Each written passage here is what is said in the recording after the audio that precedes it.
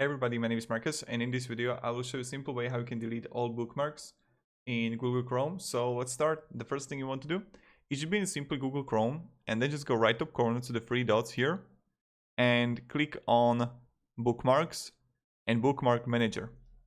So what you want to do here is just, you're gonna see all the bookmarks here. You want to click on one and just hold Control and just click on every single bookmark that you got and then just like press delete. And when you're gonna press delete, you got it. So yep, thank you very much everybody. If you have any questions, ask me down in the comments. I'll be really happy to help you.